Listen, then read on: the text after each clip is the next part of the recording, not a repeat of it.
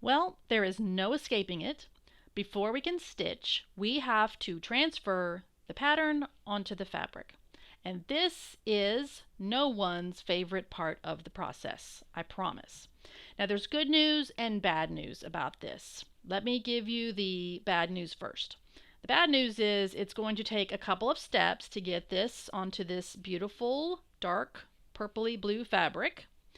The good news is that we get to use this or stitch on this beautiful dark purpley blue fabric. It's so gorgeous.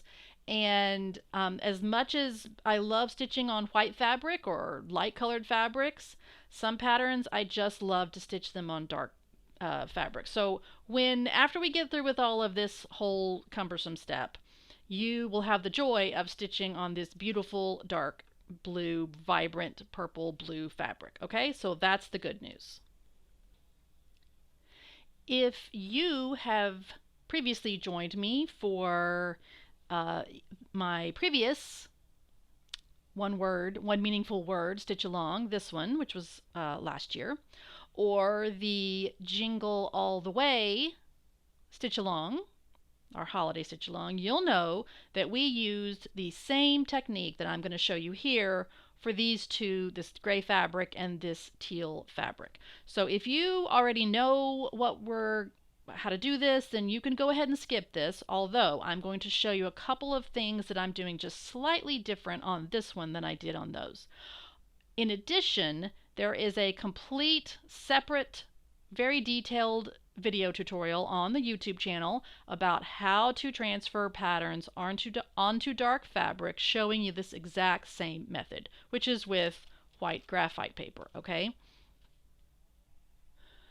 So if you have never transferred a pattern this way, I highly recommend heading over to the YouTube channel and watching that video all the way through, because there's a lot of detailed information about that. But I'm also going to sort of somewhat quickly, run through how to do it here, since like I said, I'm doing just a few minor things different for this one, just because I'm sort of updating how I do it. Works either way, it's fine. But let me talk about the supplies you will need to transfer a pattern this way. You'll need your fabric stretched in the hoop. You'll need your pattern printed out and cut out so that it fits onto the hoop, inside the hoop. You will need some sort of a pen to trace over. You'll need white graphite paper. I will probably call this carbon paper at some point during this whole thing, because I tend to switch those things. I don't think it's technically carbon paper. I think it is technically graphite paper. But anyway, what it is, it's just like carbon paper. It's got paper on one side, and then it has like a chalky white, layer film on the other side. And so you put that chalky white layer down. You're going to put this on top, and we're going to trace over, which will transfer the chalky white lines to your fabric. Okay, that's the super quick version, but there's much more to it than that. I mentioned that I was doing just a few little minor things differently on this one than I have done previously. And the first thing that is a little bit different is previously I flipped the hoop over so that the quote back side was up, and I taped my carbon paper down and then the pattern in place, and I traced over it. The reason for doing it this way, which is sometimes this is referred to as in the well, meaning that you're down in this well of the fabric, is so that you can lay it on your table on a hard surface, and so that because you have to press really hard on to get the graphite to transfer, so you have a nice hard surface. If you just did it like this and you're pushing on that fabric, no matter how tightly your fabric is stretched, it's still a little bit bouncy, and you're just not going to get a nice clean line with the graphite paper. I, this time, am going to do it this way. I prefer to stitch with my fabric in the hoop like this. Now, when you do it this way, perfectly fine, works great. You can trace it like this. You can either stitch with it in the well like this. Some people do that. If you want to do it that way, that's great.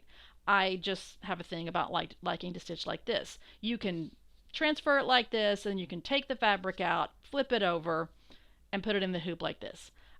I just want to eliminate that step of having to take the fabric out and go to all that effort to center it and get this fabric super, super tight again, because it takes just a little bit.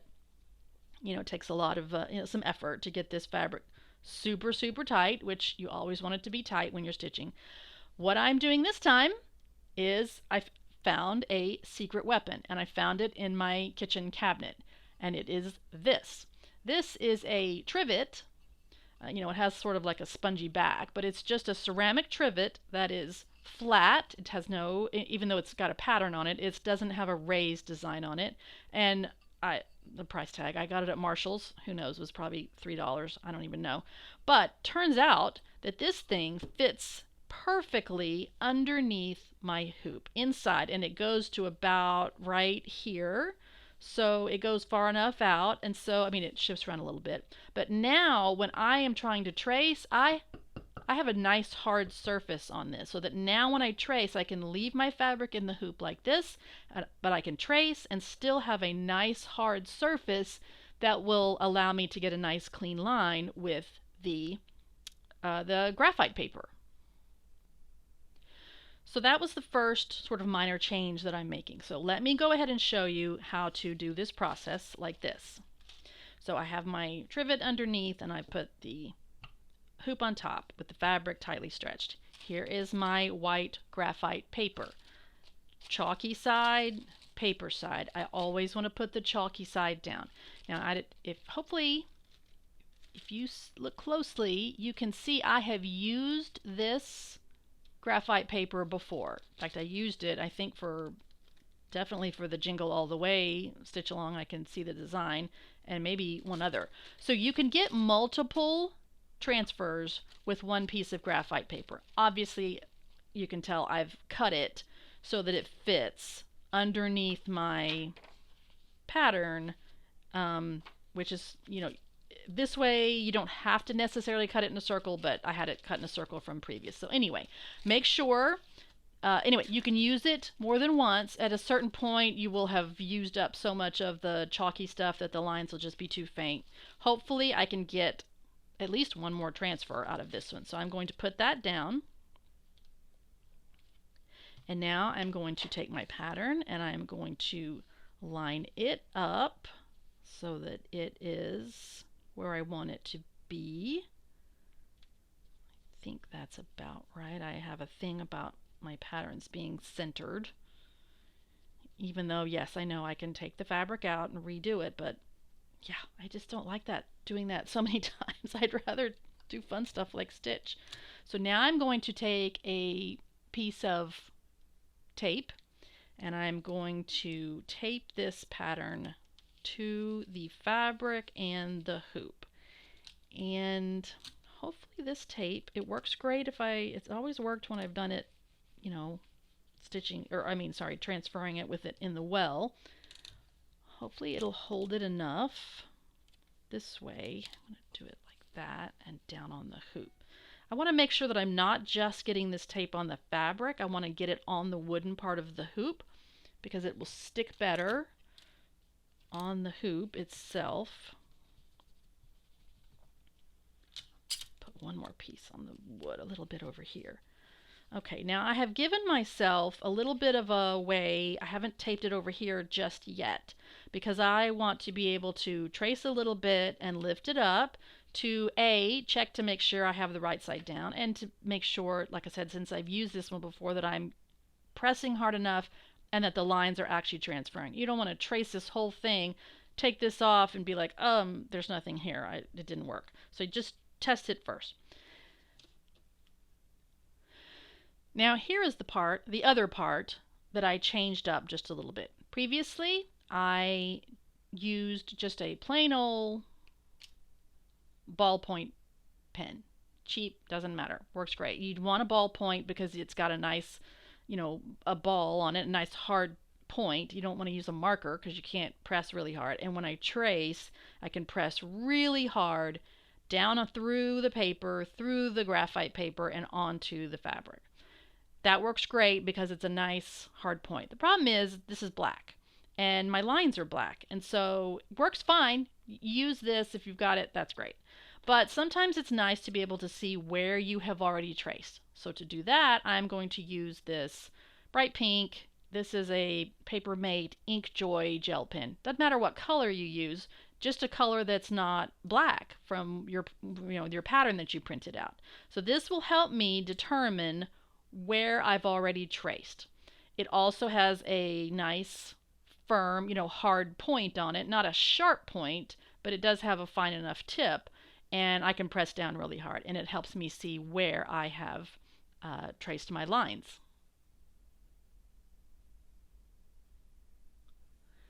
I've zoomed in a little bit so that you can see exactly what I'm doing.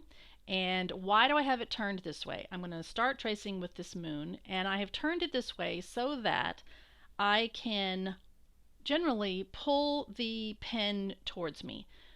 A lot of people say they don't trace well and their hand shakes and they don't get an accurate. Some of that can really be alleviated if you will constantly turn your design so that you are pulling the pen towards you. You don't have to start here and go all the way around. Or if you're doing this mushroom, you don't have to go in one complete line. You go in shorter strokes and constantly turn the design so that you can come towards you. So let me show you what I'm talking about.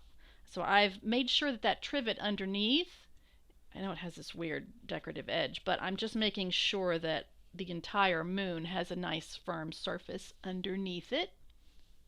Okay, all right, so now let me start tracing. Now I am pressing really hard so that I can make sure that line transfers. So see, I only went from there to there, and now I'm going to start back up here, and I'm going to press down from there to there. Now, before I go a whole lot further, I am going to make sure that this has indeed transfer. I'm going to be careful that I don't lift up the tape so that this pattern shifts. And it's kind of hard to see, but I do have a faint white line right there. Can you see that? So I know that I've got the right side down. I could probably press a little bit harder, but it's enough to know that it is working. So now I'm going to shift it so that I can now pull towards me this way.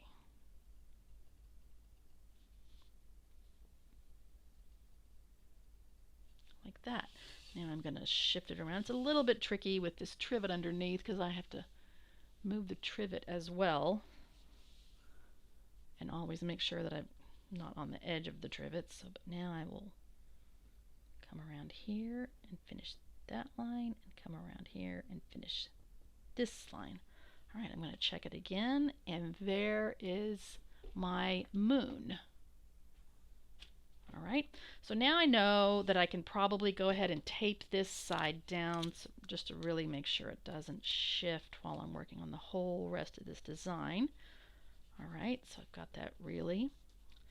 All right, another thing to keep in mind about this graphite paper is that these lines are going to be, I'm going to say, permanent. It's not like chalk, so it's not like when I take this off and I brushed it that those lines are going to go away. They might fade a little bit, but they are pretty much where you put them. So be careful when you trace that you're not like, just getting way out of place, all right? Just make sure that you're being pretty accurate. But like I said, doing it, orienting it so that you're pulling towards yourself will get you a more accurate tracing. I've gotten a little bit traced now, and you can see why it's helpful to have this differently colored pen, this pink pen, because you can tell that I've traced this one over here, but not this little, whatever these are, mushroom spores. Anyway, in the past, when I have used a black pen on top of it, yes, you can see a line, but especially in a complicated pattern, it's easy to miss something. And so when you pull this up, you realize, oh, I completely forgot to trace that whole thing right there. So the pink pen really helps with that. Now there's another thing I want to talk to you about when you are tracing, and that is these little teardrop shapes. They're going to end up being stitches, but you know, the kind of stitch I'm thinking I'm going to do, it's probably going to be hard to necessarily cover that exact teardrop. I'm not going to stitch a line of a teardrop. I'm going to put a loop on top of it, like it's going to be a daisy stitch. So sometimes daisy stitches aren't, you know, exact because the threads are a little bit loose on there. So instead of, and I'm only talking about from here up, not these leaves further down, but these teardrop shapes, I am not necessarily going to trace every single teardrop, the outline of every single teardrop. I think what I'm going to do is probably, sometimes what I will do is I will mark like a dot right here at the end of the leaf, you know, it's the fern, and right there, and hopefully that will show up. That way I have a reference point about where to bring my needle up and how long to make the leaf, but I'm not necessarily tracing that whole line around it. They're small, and so, you know, it's going to be fine if they're not exactly like the pattern. So you don't even necessarily have to trace a dot, but for this, since it kind of follows a nice shape, I think I'll just try to put some dots just on the tips of the leaves, and then I'll just figure it out when I'm stitching. But you could trace the entire teardrop if you wanted to, but honestly with daisy stitches, often I don't trace the whole teardrop. Same thing for over here on these. So there's fewer of them, fortunately. But, you know, for these right here on the edges, I'm not going to trace that whole teardrop. I'll just put a little dot at the where the tip of that little fern leaf will be. One other thing to know about when you are tracing this pattern is this flower right here. Now I know that the way I'm going to construct this is going to be a separate piece that I am going to put on top here. So there's going to be another time where I'm going to trace that flower onto a different piece of fabric. So when I'm here, I don't have to take the time to trace all of these lines and this detail inside this flower. I am going to trace the outline to help me align that separate flower later when I put it on this hoop, but I know since it's going to be separate, I don't have to trace it here and then trace it again. If you choose that you decide that you don't want to make it a separate flower, you just want to stitch it right onto this piece of fabric, then go ahead and stitch the details just like you would for the whole rest of the pattern. I'm pretty sure that I have completed tracing this entire pattern, or at least I thought I was. And remember how I talked about using the different colored pen? I thought I had finished everything, but I can easily look and see that I missed one leaf right down here. Not the end of the world if I would have forgotten it, but I can easily and quickly tell that I did not trace it because it doesn't have a pink line over it. If you did not use a different colored pen to trace through the trace onto the pattern and through the carbon, then just well, here, quickly, let me trace this leaf. All right, now that's finished. So before I just rip all of this off, particularly if you have just used like a black pen on top of your pattern, then slowly take away or pull up your design and just quickly look and see if everything transferred, you traced everything and if everything transferred well. I'm going to keep pulling up this tape to see, just to double check that all of my lines transferred pretty well before I just completely rip it off, and I feel like that's a pretty good transfer, so I'm going to pull it completely away and off. So there is my pattern with the carbon lines. And the fact is, you could just stop here and use these faint lines to stitch from, but and as I mentioned, the carbon is not really going to rub off. It's pretty permanent, but the more you stitch, it can get a little bit lighter, and honestly, I just don't want to struggle that much to see my lines while I'm stitching. I want to think about other things. So, to make these lines more visible, I'm going to use a white gel pen. And these are great because they are opaque and they will show up on dark colors. They are a little finicky, so I always keep a scrap of the same fabric that I'm working on. And the other thing is, first of all, I always store these with the tip down. So I just have a jar or a cup over here on my work area. So I always store these with the tip down so that the ink is always down in the tip. And then every time I'm about to start to use it, I'm going to just give it a couple of tests. So see there how at first those didn't really show up, but once I kind of got the ink flowing, it shows up a little bit better. All right. So just get the ink flowing a little bit, and then now you know you can come over here and you can trace over these faint carbon lines. And be careful with this too, because this is permanent. You won't be able to wash it away later, or sometimes if I've had a little bit showing, I can kind of scratch it off the fabric, but honestly, it's going to be permanent. So trace over your carbon lines carefully. Sometimes, particularly as you keep going more and more and more, the ink, it gets a little bit dry here or something. Sometimes I have to go over my lines more than once for them to, because I want them to be really nice and white. So let me show you one. So that one has 2. I've gone over it twice. And that one is once. A little bit hard to tell there, but I just like the brighter white. So again, I'm not struggling to see the lines while I'm stitching. So that's the last step in transferring your design, is to just trace over all of your carbon lines with the white gel pen. Everything is traced except for one area, and I was just going to show you that I didn't even really bother tracing, or I'm sorry, going over the outline of this flower with the white gel pen, because I'm really just using that very faint outline as just a sort of like a placeholder for where I'm going to put the flower later.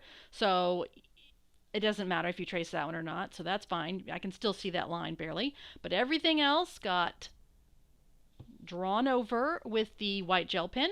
If you have gotten yourself to this point, pat yourself on the back, reward yourself. Go make a nice cup of coffee or hot chocolate, or buy yourself some flowers, or whatever you want to do, because you have now completed the tedious part of this project and you can move on to the fun part. The first thing we're going to stitch are these 2 ferns over here on the left side of the hoop. And I'm just going to tell you right now, it is not about fancy stitches or complicated stitches for these. It's all about the color. So let's start out right off the bat. We are going to do the stem, and although it's subtle, there is a gradation from the light pink to a medium pink to a dark pink, and it's really simple to achieve that. We're going to use one of the most basic stitches, and that is one of my favorite stitches, and that is the split back stitch. I am using, forgot to tell you this, I'm using 2 strands of this light kind of plummy pink, and the split back stitch is like a back stitch, but instead of going down like in a back stitch, you would go down right where that stitch ended. Instead, I'm going to take the needle and go down inside. I'm going to split that previous stitch. Now I'm working with only 2 strands, so it's a pretty tiny little stitch there that I'm trying to split. But it can be done. You can also, in fact, we're going to do a split back stitch a little bit later with 1 strand. You can, one thing about split back stitch is that it is kind of a thread hog. It really does use up a lot of thread. Let me pause here because I just got one of these little loopy knots. You just can't plan these things, but I think I have a whole video about knots somewhere. I did one. And so if you get one of these, don't panic, first of all, and don't pull on the thread really hard. These are super easy to resolve. All you have to do is put your needle, didn't know you were going to get a lesson on knots right now, did you? Put your needle inside the loop and then kind of tug on it gently and pull on, there's a branch here and there's a branch here. There's a thread on this side and a thread on this side. Pull on one of them. Like for instance, if I pull this one, nothing happens. Can you see how the loop is not going anywhere? If I pull on this one, it pulls it up to the needle. So pull it all the way up gently until you get it like that. And then, hopefully you can see this, just pull and there it goes. It just pops right out. So when you get a knot like that, don't pull frantically hard on it because you'll just make it tighter and harder to get it out. So just just go easy and pull on that loop, pull one of the branches of the thread, and it should just slide right up to your needle and then pop that knot out. All right, so that was a detour. What was I talking about? Can't remember now. Okay, split back stitch. I think I was talking about it being a thread hog. And we're not doing a ton here, so it's not that big of a deal. But sometimes if you're doing a lot of split backstitch, it can really use up almost twice as much thread because it puts a bunch of thread on the back of the hoop. If you have a thread that is, really expensive, like a silk thread, or you don't have very much of a color and you're trying to get to the end of a line or a section, you can do a split stitch. And a split stitch is, so for instance, let's just say I'm doing a split stitch instead of the split back stitch. I do a stitch and I come up inside of the stitch and then I move forward and then I come up inside that stitch and move forward and come up inside that stitch and move forward. That uses much less thread. I'm just using good old DMC here, and I'm not doing a ton of it, and so it's a little bit easier to go down into a stitch where you can see it instead of trying to figure out where to come up. Oh, in fact, look at that. I kind of went down on the side of a stitch. So I really don't want it that. So I'm going to take that out. I've taken my thread off of the needle, and I am going to quickly, I don't want it to go down next to the stitch previous because that's a different stitch. And so I'm going to rethread my needle. I'm using my favorite, okay, hopefully, sorry about that. I'm using my favorite needle threader. I use a needle threader for every single needle that I thread, and I do sell these in my shop. It's amazing. It's wonderful. It's really nice quality. It lasts a long time. All right, so this time, instead of going down next to it, I'm going to make sure that my needle is going down right inside that previous stitch. All right, so I've talked a ton of time about one of the most basic stitches is the split back stitch. It's not that complicated. So I am going to do about a third of this stem in the lightest pink. I'm going to do about a third roughly in the medium pink, and then I'm going to do the end in the dark pink. And you can see I've already done that here. So the color chart, the diagram will kind of show you, but just you can even eye it. Just do a third, and a third. So I'm going to go do the stem now and come back when it's finished. I'm at the end of this stem, and this is a good time to talk about how to deal with this area over here that's going to end up being under this big flower right here. It's kind of hard to see the lines that I drew, the very light lines where the flower is going to go, but so you can see where the pattern line ends right there for this stem. But I am going to take the stitches a little bit further than the actual line shows, because I want this stem to disappear underneath the flower that I'm eventually going to put on top of there. And since it's a separate piece, a separate flower, I want to make sure that this stitching goes on under the flower, so that when the flower is placed right here, it will completely cover up. There won't be like a little gap. Like this leaf right here that I've already done down here, I think that the flower line is like right there. So I went ahead and just stitched that whole leaf so to make sure it's underneath. So that's just a little bitty thing. Just go ahead and stitch beyond, past the line you have for the flower. If you have chosen to just stitch the flower on the fabric without making it a separate piece, then obviously just follow the exact pattern lines. But now I've finished the stem, and you can see that real pretty gradation of light to medium to dark pink. And now let's go do the leaves.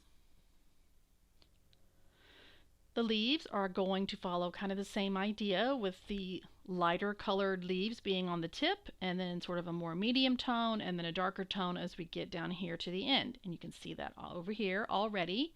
So let me zoom in so you can really see what I'm doing.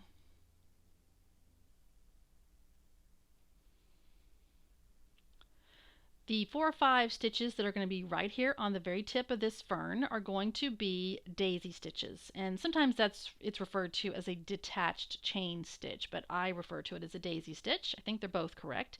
And if you were listening to me about transferring the pattern, you can just see I don't have the actual loop traced on here. I just have a dot. So I'm just going to look at my pattern to kind of get the angle. But if you have never done the daisy stitch, it's really simple. Come up at the base of your stitch. Oh, and I'm using 2 strands. Again, this is the lightest green.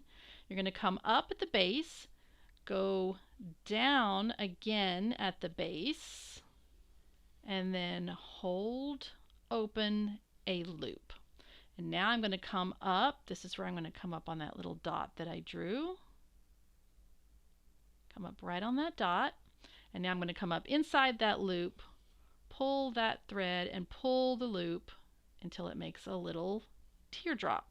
Now I have to go down. Sometimes when I do the daisy stitch, I go down like right on the edge of this top of the loop. For these, I'm going to come out a ways, just a teeny tiny bit from the tip of that loop, and that will just give a little teeny tiny point like that. It's really subtle. It's a tiny, tiny stitch. So now I'm going to come do this one over here, and I know that this one angles this way, so the base of my stitch is going to be about right here. So I'm going to come up down there.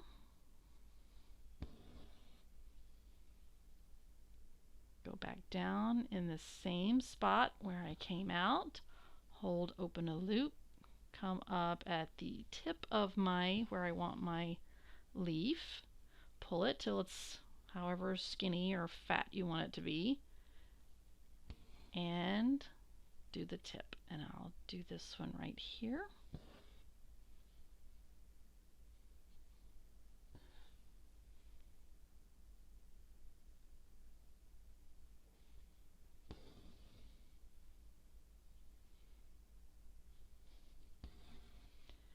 Hop over and do these 2. I don't want to split the stem, the pink stem. Like I don't want to come up, like see how I'm inside that pink stem for the base of this little leaf, so I'm being careful to come up right next to it. I'm a big believer that if you you know, sometimes obviously like the split stitch, there's reasons to split your threads. But if there's not, I try really hard to not split stitches where I don't intend to split stitches. I think it makes your stitching a lot neater when you pay attention to where you're coming up or going down. But like I said, sometimes it doesn't matter. Sometimes it just doesn't matter. And then sometimes you want to split the stitch. Alright, so there are my daisy stitches. Starting with these little bitty leaves right here, I'm just going to fill those in. I'm not going to change colors just yet. I'm still using the light green. And I'll show you about this, especially these little tiny ones. It's really hard. I'm just going to use a satin stitch, just angled, you know, follow the angle of that leaf, just like that. Can you see the angle I'm talking about? Let me stitch it and I'll show you. So it'll be easier to see when we move down to the other leaves that are a little bit bigger. I know it's hard to see in this teeny tiny one, but I'm just going to satin stitch to fill that in. Now all of these leaves, for every fern leaf that we're going to do where we fill in with the satin stitch, I know a lot of people don't love satin stitch because you feel like it has to be so precise. This one, you know what? Don't worry about it so much. I do try to fill it in completely so there's no gaps between the stitches where the fabric would show through, but especially on this edge, sometimes you have to be really careful with satin stitch where the edges are, that the edges are all, you know, where you go down or come up is exactly perfect and it's just exactly next to the one next to it and you follow the line. Hey, don't worry about that on this because this is a fern leaf. The edge of a fern leaf is a little jagged and it's fine. The bottom edge of each of these, we're going to put another row, we're going to put a line of stitching. So we're going to even cover the bottom edge of each of these leaves up with stitching, so you don't have to worry about the bottom row. The main thing is to make sure that I get good coverage, that I cover the blue fabric within each leaf. So let me do some of these and it'll be much easier for you to see when I get down to the slightly bigger leaves.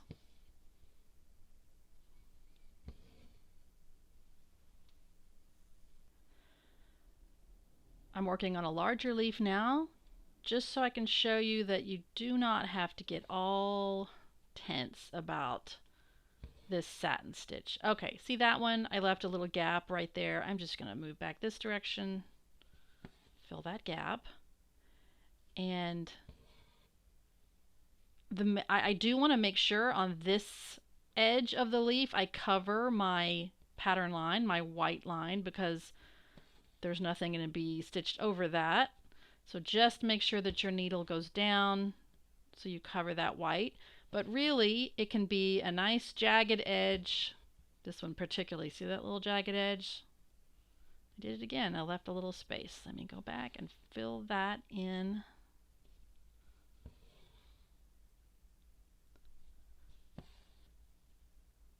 But you just don't have to worry so much about this satin stitch being perfect. And I think I left a gap there again too. I don't know why I'm doing that today. Just one of those days. And then one little tiny stitch here at the end. Alrighty. Alright, let me finish up these two leaves and we'll come back and start working on the little vein, the stems and the colorful veins. With these two ferns right side by side, you can see that, you know, I could have just left the ferns the way they are. They're pretty with, I've got the light and the medium and the dark, but I want to make it a little more fun. I want to give them a little extra jolt of color. So to do that, I am going to pop in some bright turquoisey blue on each of these leaves, and I'm going to use one strand of thread to do it for all of these leaves. And you may be asking yourself, how much can one strand? It's like little bitty strand, right? It's not much color, but you'd be surprised how much color you can get from one strand. So when I am up here at the tip in these daisy stitches, just simply put one straight stitch just up and down inside of each of these little teardroppy loops. And this is such a nice bright color. It really does give this fun little extra jolt of color. All right, one more.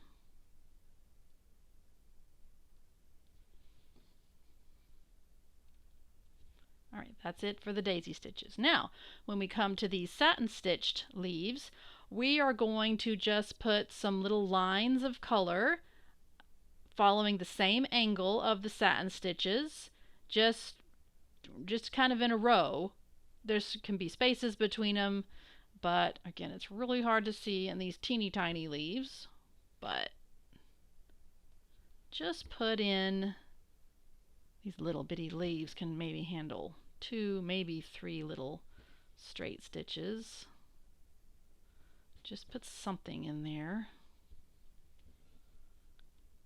And here on the tip, I've only chosen 2 turquoise blues to work with, so I'm gonna put the lightest color of turquoise about halfway down, and then I'll switch to the darker bright turquoise, but just do the same thing on each leaf.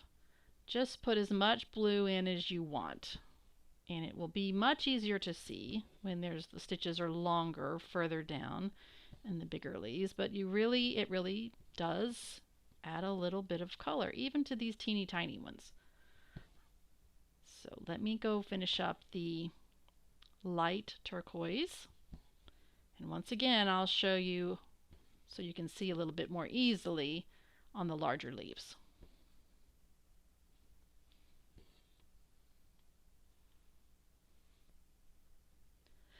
Now that I'm down here on these darker leaves, the larger leaves, I'm also using the darker turquoise thread. I love this color of thread. It's so nice and intense turquoise.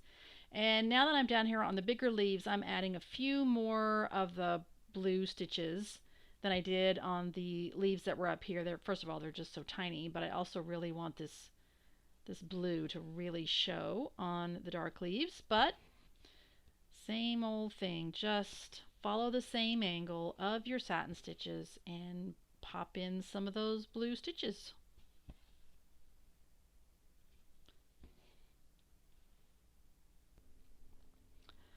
The last step for us is to do the little stems on the underside, the bottom edge, lower edge of each of these leaves. I'm using one strand, and again, you might be thinking, one strand, it's just not even going to show up. But even I was surprised. I knew that's what I wanted to do, but even I was surprised when I got these stitched up how well this one strand of thread made these leaves so cohesive. It just really, I don't know, it's just something about it. And it helps that the stem for each leaf is a different color than the main part of the leaf, so it will also stand out because of that.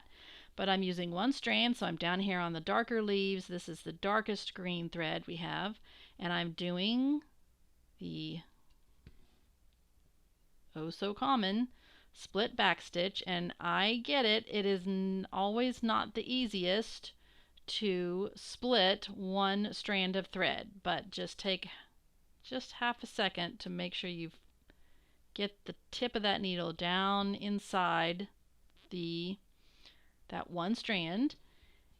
And one other little thing I'm doing on these is when I get out here to the tip of these leaves, get one more stitch in for you. Okay, when I get to the tip, I am taking this last stitch and I'm extending it beyond where, whoops, I just pulled the needle right out from the back. Okay, go back, try again. I make the stitch a little longer than where I satin stitch. So I'm going to come up way out there. I pulled up some thread from the back. Let me get rid of that. I hate it when I do that. Just a second. Okay. All right. Now, try again. All right. I've come up beyond the tip of this leaf, and when I go down now, probably a little hard to see on this dark fabric with the dark green, but that just gives each leaf a very pointy edge. Maybe you can see it better. Can you see that one up there? Right here, let me move this down. See right there, see how the tip of that, I had that stitch go beyond there, gives it a nice point, particularly right here too. All right, that one strand gives you a nice sharp point on each leaf.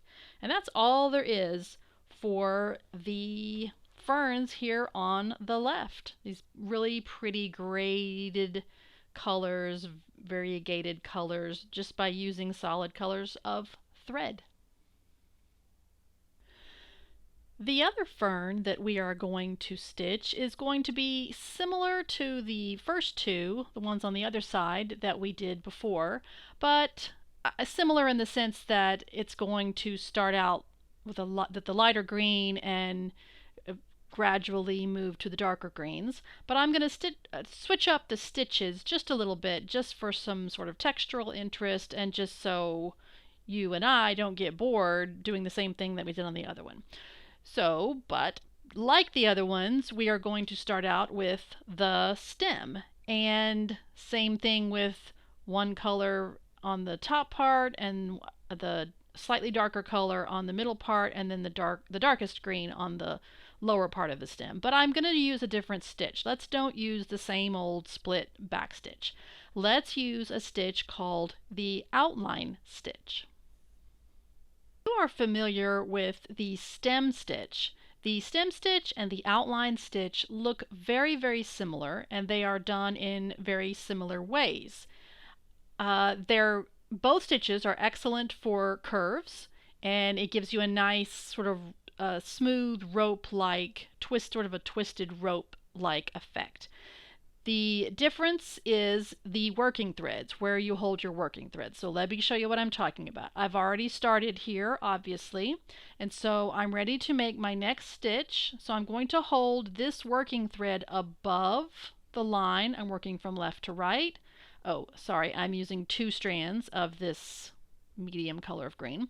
And so I'm going to hold this working thread above my line.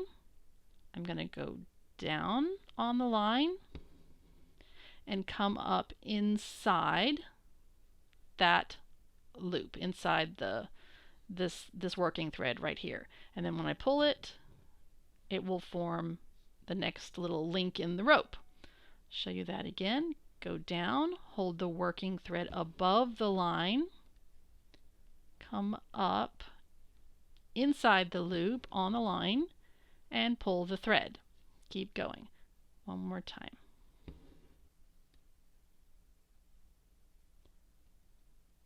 Trying to come up on the line. All right, now the difference in the stem stitch would be that if I was going to do the stem stitch on the next on my stitch, I would hold this working thread below the line, and I would go down here and I would come up, same thing, inside, and it's just that the twist would go the other way. You know, they look so similar. I would definitely recommend just getting a practice hoop and doing some curves, one in outline, one in stem stitch, and the direction of the curve can affect which one you would choose. So some curves look better with the stem stitch, some curves look better with the outline stitch. This one gives a nice, mostly on really tight curves. This curve is so gradual, I could have done the stem stitch and it would have looked fine. But I just thought I'd teach you the outline stitch. Not as many people are as familiar with it. But if you've got like some really like a tight spirally curve, you might try both stitches and see which one looks better, and you can choose that way. But for now, we are doing the outline stitch on this stem. Okay, so that's the outline stitch. One last thing I wanted to tell you about the stem is that I used 2 strands for this section, 2 strands for the middle section, and then when I got to this darkest section, I switched to 3 strands. Not a big deal if you continue using 2 strands. I just wanted the stem at the bottom to have a little bit more width to it, you know, be a little bit bigger because that's how stems naturally are. But like I said, not a big deal if you just stick with 2 strands the whole time. Back up to the top of the fern, and just like we did on the other one, we're going to do some daisy stitches in the brightest green to start off here, right up here at the top. And again, if you transfer this pattern on yourself, and I talked to you about just putting little dots for the little teardrop shapes, I will admit it gets a little tricky to see like where to bring your needle up because you have to think of that angle, and these are, you know, crowded in here pretty tightly and they're pretty small. So just kind of do the best you can. Even I'm kind of trying to figure out where that dot is at the top. But let me talk to you also about the daisy stitch.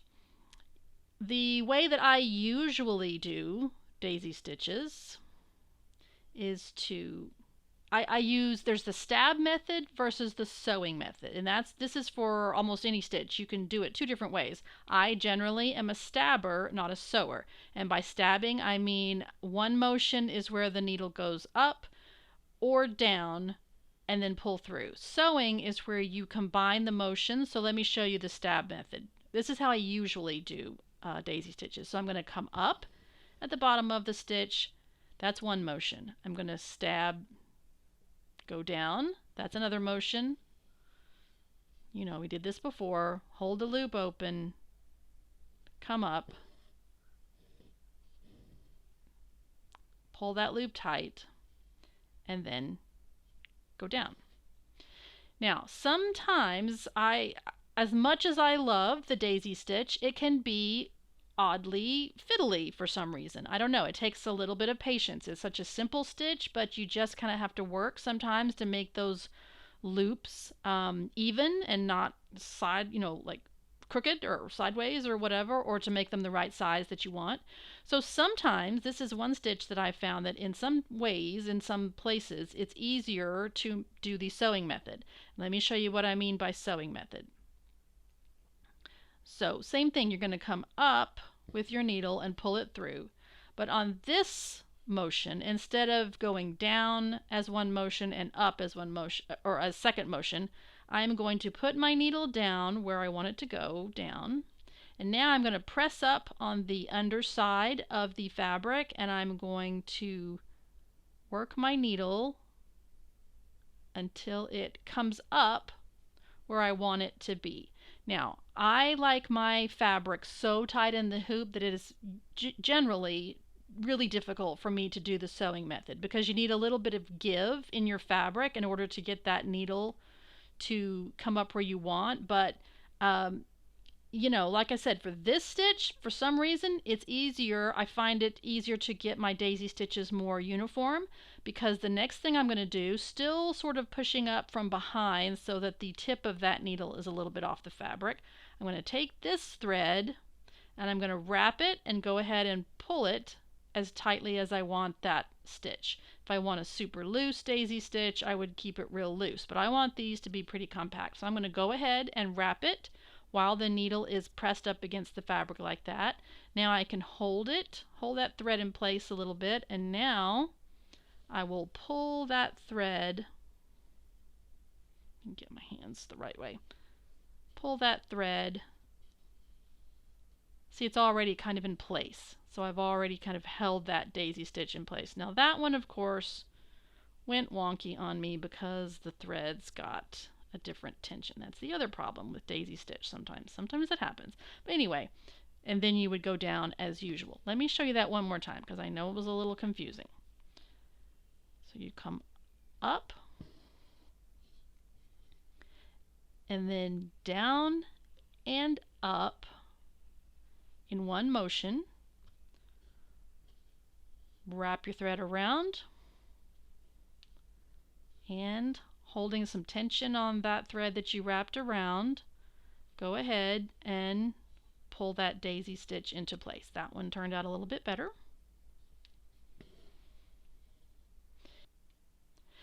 Now, since I have my hoop put in a hoop stand, it would be a little bit hard for me to do the stitches here on the right side of this stem because I'd have to be going up and down that way. So if I was going to use the sewing method, I would do all the ones on this left side of the stem first, and then I would either move my hoop around or just hold it in my hand because, like I said, it's hard to go up and down and up this way. So just do all of the ones on just hold the hoop so it's the most convenient for you. We started the top of the fern using daisy stitches, and that is what we are going to keep on doing, but in a slightly different way to fill in the rest of these large leaves. And here we were just doing singles. Now we're going to do angled daisy stitches on each side of this center vein. And honestly, for this project, instead of daisy stitches, I want to call it fern stitches because I am really happy with the way it's looking, because to me it looks very ferny. There's something about these daisy stitches all clumped up together with the little point on the end that is really making me happy. To me it really looks like a fern. So let me show you how I am doing these.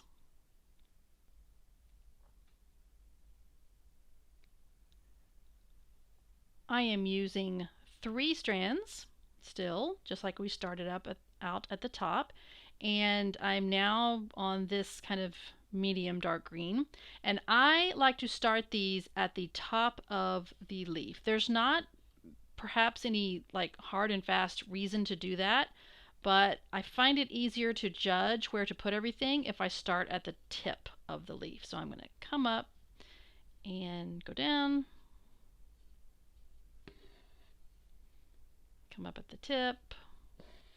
All right, just like always, pull that loop, and I'm going to do that thing where I stretched out this stitch just a little bit to give it a nice pointy point like that. All right, now the sort of the only trickiest part to this, and it's not even that hard, is deciding how to angle each side of stitches. And you kind of have to sort of make a guess about where to come up. And let me see if I can explain this over here on this leaf. So, well, no, let me show you over here. I need to come up on this next one down a ways, like about there, because I want to angle this stitch up like that. And then I'm going to come down to here for the next one, which is, yeah, I'm only on the 3rd stitch, and look how far down the stem the center vein that I am. But I need to have room to angle it up like that. I know that blue pen is a little bit hard to see on the blue fabric. What would happen, let me jump over here now. If I had my first stitch and then I didn't jump very far down this center vein, and if I started right here, I would have to make a little tiny short stitch out that way. And then if I didn't jump very far down, let's say I started there, I would have to make a little bitty short stitch that way. And you know what? You could do that. You could fill this up with more daisy stitches that are not at as extreme an angle, but that's a lot more work for you, and they fill up just fine, and it looks, I don't know, it has a little bit more of an aesthetic look to it when the angle is sharper. So instead of making little bitty angles like that, make longer, more angled daisy stitches like that. Can you see the difference in those two? So like I said, that's not really hard. You do just kind of have to find your rhythm about how far down to come up for the next stitch. So I started at the top. I'm going to work my way down one side, jump way down that center vein, do my daisy stitch. I'm going to come up really close to that previous stitch so that they're close together. And now I have a nice, pretty good angle on that one. Go down. Now I'm going to come down a little bit more on the center vein.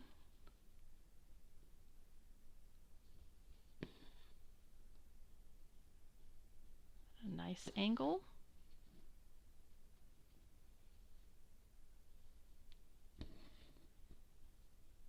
And obviously, as you progress down the fern, the leaves get bigger, and therefore your daisy stitches will get longer for each leaf. Like these are much shorter than this one is ending up being because that's a smaller leaf and this one is slightly bigger. Hold my loop open there. And I chose 3 strands because I want I want good coverage inside this leaf. 2 strands probably would have worked, but you know, 2 strands is what I used on the other fern over there, but that one's just a little more delicate, and I just want these leaves to have a little more texture to them.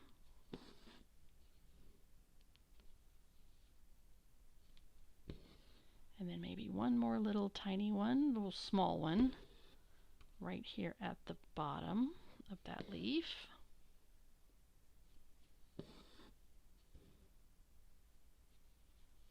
And now that I've finished that side, you could work your way from the bottom to the top, but I just find myself, I'm better with the angles if I start back up at the top and work towards the bottom. So I'm going to come back up here.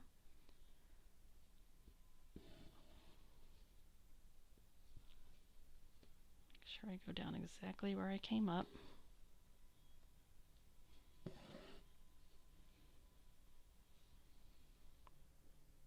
And I obviously have reverted to my typical stab method of doing daisy stitches. It's just kind of my default way to do it. You could do the sewing method with these daisy stitches if you find that to be easier. But the way I have it set up, I tend to just sort of automatically go for the stab method.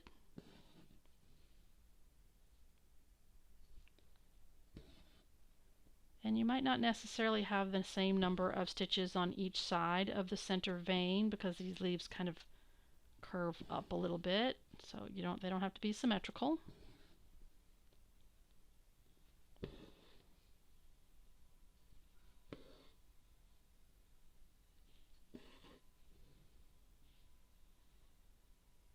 And there is that leaf finished. So I hope you find all of these daisy stitches fun. I certainly am enjoying the results because, like I said, I think it really looks like a pretty fern leaf. As happy as I am with the way these leaves turned out with the daisy stitches, let's don't leave them just like that. I mean, why be boring and have anything be just one color, you know? Let's add more color. So to do that, I'm going to do the very simple thing of just putting a little straight stitch inside of each daisy stitch. And I'm using the blue threads to do that. So from the top down to these, for the first 1, 2, 3 on each side, these first 6 leaves, I use the lightest color of turquoise. I'm using 2 strands.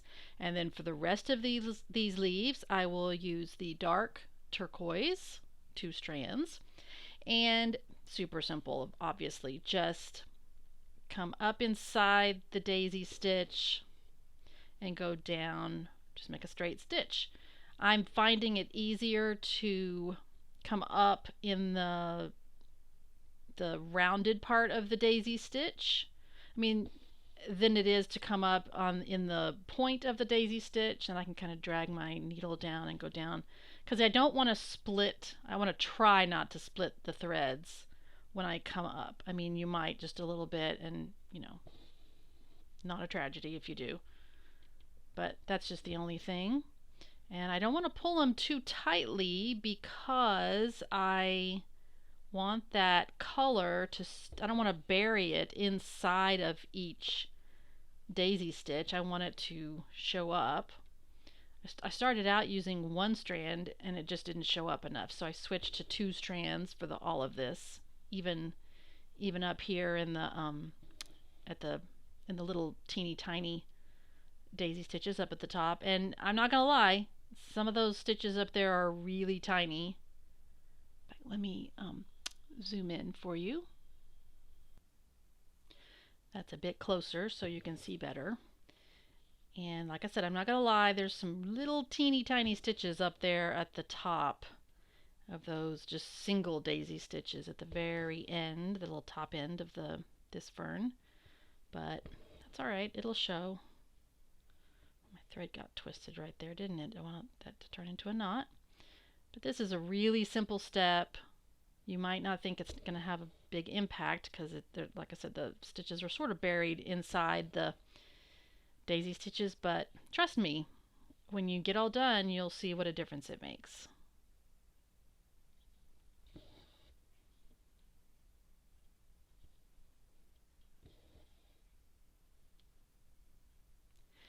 And here is the finished fern. Hopefully you can see what a difference it made to add those blue stitches inside of the daisy stitches, particularly down here on this dark green. The dark turquoise with the dark green really pops. And I debated and debated for a long time about whether or not to stitch a center vein down the center of each of these large leaves, and I was going to do it, but when I got to this point I looked at it and I just think there's enough texture there where the points of the daisy stitches meet in the center that there's enough of a shadow there and enough texture that it indicates that that is a center vein. So I don't even think we need to do that. So I'm really happy with the way this one turned out. I think it's a nice complement to the other set of ferns. And you know, there is just something really fun about stitching ferns. I could stitch ferns all day long. They're so much fun. They're so delicate and rich in color and texture and pattern. So anyway, that one is a fun one to stitch, and I hope you enjoyed stitching it too.